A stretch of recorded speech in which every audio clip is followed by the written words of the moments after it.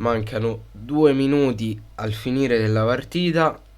Facciamo la live reaction a questi ultimi 2 minuti.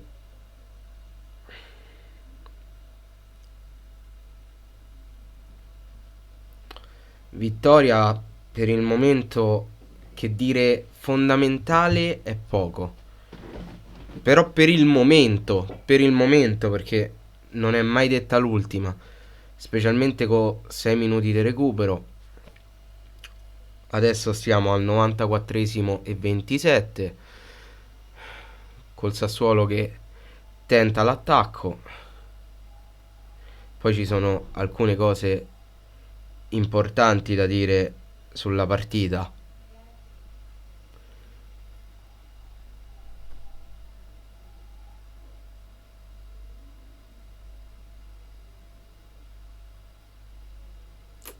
Sassuolo ancora in attacco.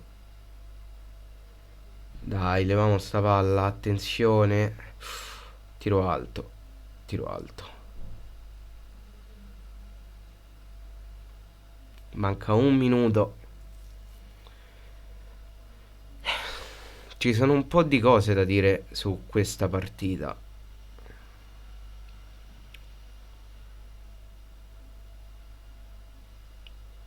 Tra l'altro, non so se concordate con me, ma due dei migliori in campo secondo me oggi sono stati Bellanova e Altare. Altare oggi veramente prestazione secondo me da 7,5 anche. Perché sia a livello difensivo che anche in fase offensiva, quando avanzava, ha creato non pochi grattacapi alla difesa del Sassuolo.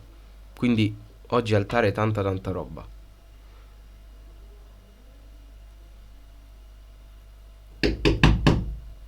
Ok, avete visto anche che sto saltato, probabilmente la partita è finita, io la vedo un po' in ritardo, tipo una ventina di secondi in ritardo.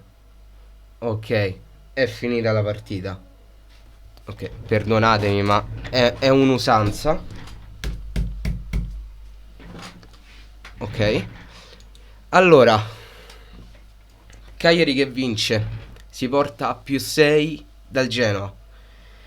E perché è importante questa vittoria? Non soltanto perché allunghiamo sul Genoa, ma perché ci permette, tra virgolette, di fare un passo falso contro il Genoa. E per passo falso che intendo? Non vincere.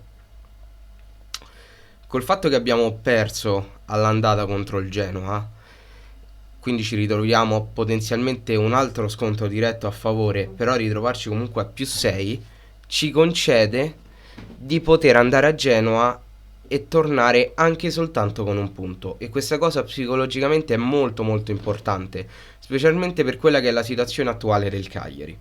Poi, parlando della partita, vi ho detto quelli che secondo me sono stati i migliori in campo.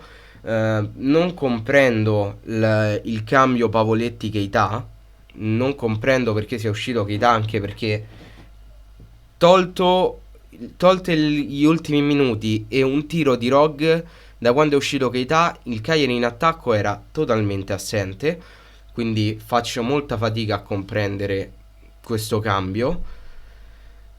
E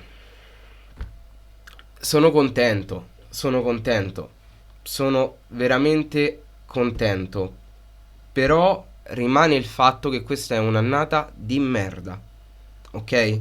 Ci stiamo avvicinando alla salvezza, ma anche a salvezza ottenuta bisogna ricordarselo. Questa è un'annata di merda, non scordiamocelo, non bisogna scordarsi questa cosa. Tra l'altro bisognerà vedere anche cosa farà il Venezia coi recuperi delle partite. Però questo è un respiro di sollievo. È veramente un respiro di sollievo. Ci voleva, ci voleva. Poi a livello di prestazione cosa posso dire? A me la squadra è piaciuta. Mi è piaciuto un po' meno il fatto che, tolto che il Cagliari si sia un po' arreso in fase offensiva, non creando assolutamente nulla.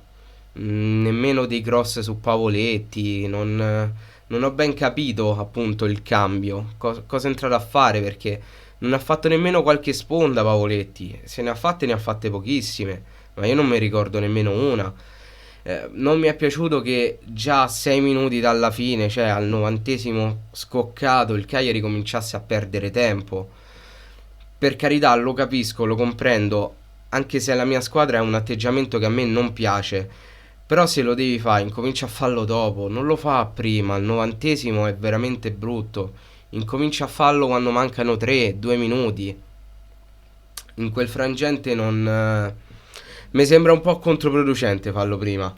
Però oggi rilassiamoci, ci hanno fatto un bel regalo di Pasqua, godiamoci questi 3 punti e andiamo a Genova cercando di ottenerne altri.